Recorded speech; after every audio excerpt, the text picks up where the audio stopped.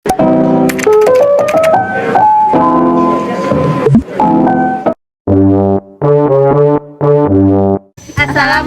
warahmatullahi wabarakatuh. Hai semua, perkenalkan aku Nurwain Yasifri dari Fakultas Kedokteran Prodi Ilmu Biomedis. Dan aku Kamila Tukolana dari Fakultas Kedokteran Prodi Ilmu Biomedis. Kami dari kelompok 1 Akhwat Ilmu Biomedis. selaku moderator pada podcast kali ini. Perkenalkan, saya Saidahan Saifrizan. Saya Alera Masyadani. Kami dari Fakultas Kedokteran. Prodi Ilmu Biomedis angkatan 2023. Kami di sini sebagai narasumber. Saya Azahra Putri Mayasdi dari Fakultas Kedokteran Prodi Ilmu Biomedis. Saya Dialwani Fauzan dari Fakultas Kedokteran jurusan Ilmu Biomedis.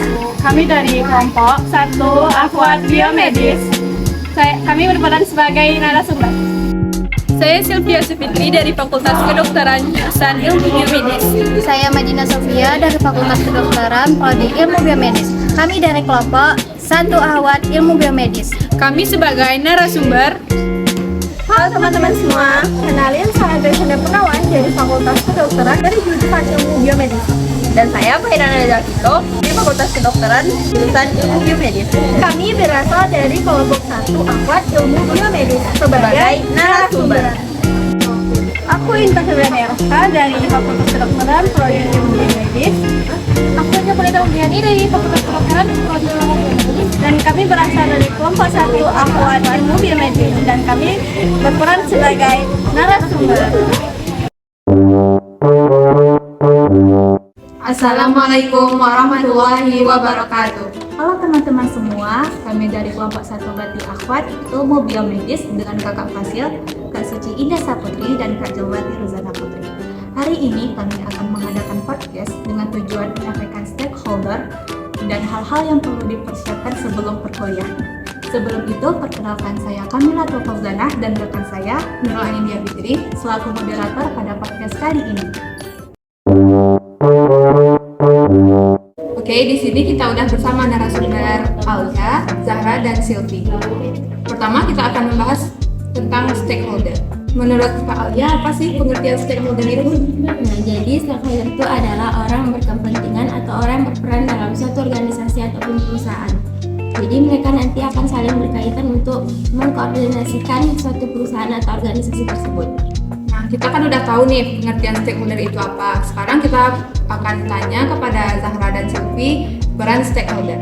Kalau menurut aku, peran stakeholder yang pertama itu mengarahkan manajemen, yaitu para pemangku kepentingan seperti dewan direksi dapat membantu perusahaan dalam mengambil tindakan, mampu memberikan rekomendasi atau keputusan tertentu terhadap operasional sebuah departemen seperti layanan atau sumber daya manusia. Yang kedua, mendukung keuangan. Stakeholder seperti investor utama bisa kapan saja membawa atau mengambil uang mereka dari perusahaan. Dengan begitu, mereka akan bergantung pada kinerja dan finansial perusahaan. Yang ketiga, bantuan dalam pengambilan keputusan. Stakeholder utama seperti pemilik perusahaan atau dewan direksi memiliki kekuatan untuk mengambil dan mempengaruhi anggota dewan lainnya dalam menjalankan bisnis. Para pemangku kepentingan ini juga memiliki kepentingan untuk menunjuk manajemen tingkat senior. Oleh karena itu, mereka ada di semua bidang pengambilan keputusan utama.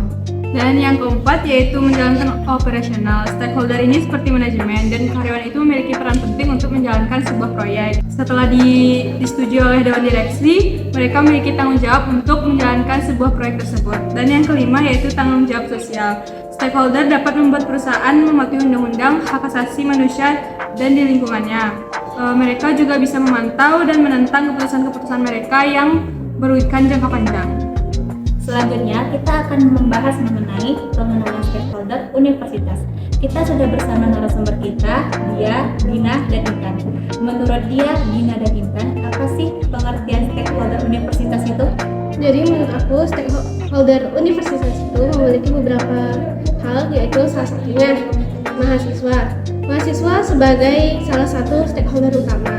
Mahasiswa tersebut berinteraksi dengan universitas untuk mendapatkan hak dan kewajibannya, serta bagaimana mereka mempengaruhi kebijakan yang ada di universitas. Yang kedua ada dosen dan staf. Dosen dan staf universitas sebagai stakeholder berperan sebagai penyedia pendidikan dan sebagai layanan.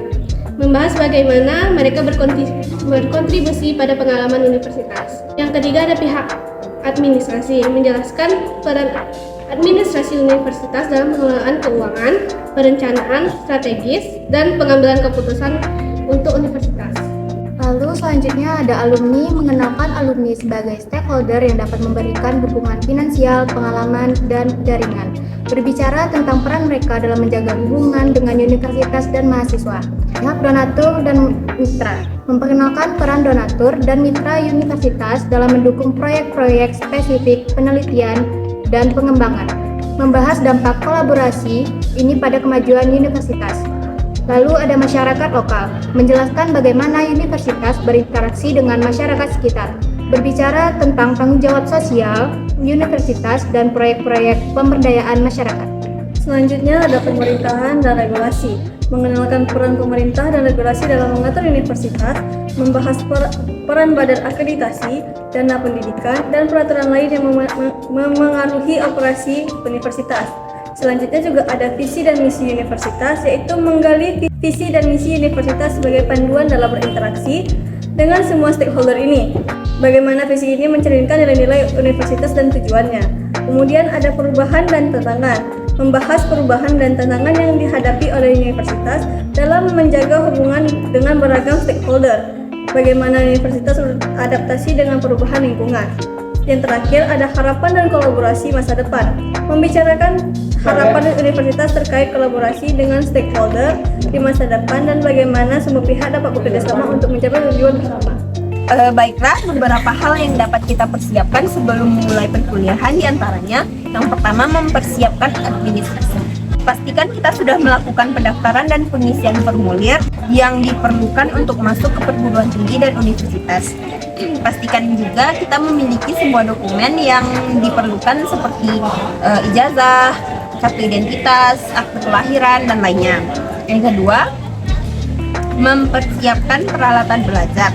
Pastikan kita memiliki semua peralatan yang diperlukan untuk belajar seperti laptop atau komputer, pena, buku catatan, dan alat tulis lainnya. Pastikan juga kita sudah melakukan aktivasi sebelum kuliah dimulai. Yang ketiga, yaitu mengatur waktu.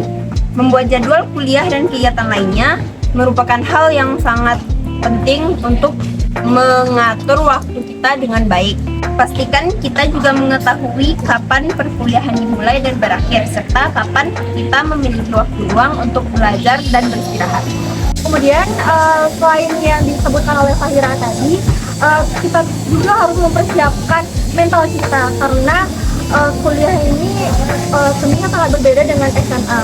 Kemudian mungkin menyiapkan keuangan bagi teman-teman yang ngekos atau yang nggak tinggal sama orang tuanya, tentunya kan harus ada uang jajan atau uang belanja setiap bulannya gitu kan dari orang tuanya.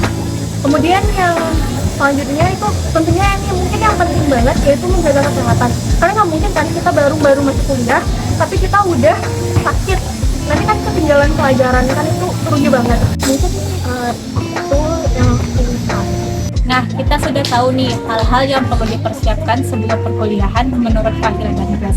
Aku mau tanya-tanya nih sama Hansa dan Angel. Menurut Hansa dan Angel, apa sih hal-hal yang perlu dipersiapkan sebelum perkuliahan? Menurut Hansa, yang pertama itu menjalin hubungan sosial. Kita harus mengetahui komunitas atau kelompok atau organisasi yang ada di kampus nantinya, yang akan membantu kita menyesuaikan lingkungan dan menambah relasi nantinya. Terus yang kedua yaitu mengatur transportasi. Dengan mengatur transportasi yaitu mencari rute terbaik, mencari kendaraan yang akan dipakai nantinya seperti Gojek atau angkot atau membawa kendaraan sendiri. Kita akan mudah kemana-mana dan menghemat waktu untuk pergi ke tempat kuliah. selanjutnya menurut aku yang harus dipersiapkan itu menyiapkan tempat tinggal. Kita tinggal di luar kampus, pastinya kita sudah menemukan tempat tinggal yang sesuai. Tahu peraturan dan fasilitas yang dibuat oleh tempat tinggal tersebut. Selanjutnya itu membuat daftar tujuan dan harapan. Nah, daftar tujuan dan harapan kita selama kuliah. Hal ini dapat membantu kita tetap termotivasi dan fokus selama perjalanan kuliah. Ingatlah bahwa persiapan sebelum kuliah dapat bervariasi tergantung pada kebutuhan pribadi dan kebijakan kampus. Pastinya kita juga memberikan informasi dan dari perguruan tinggi atau universitas yang kita pilih untuk mendapatkan bantuan yang lebih spesifik. Nah, kita udah tahu nih apa aja hal-hal yang harus kita siapkan untuk memulai kuliah. Ini ada 10 hal-hal yang harus kita siapkan ya. Tapi menurut aku yang paling penting itu adalah mempersiapkan mental. Soalnya kita baru pindah dari SMA dan masuk dunia kuliahan. Mungkin itu saja podcast kita kali ini. Aku Nurwani Dia Fitri undur diri dan rekan aku Kamila Tosaudana. Terima kasih atas perhatiannya. Wassalamualaikum warahmatullahi wabarakatuh.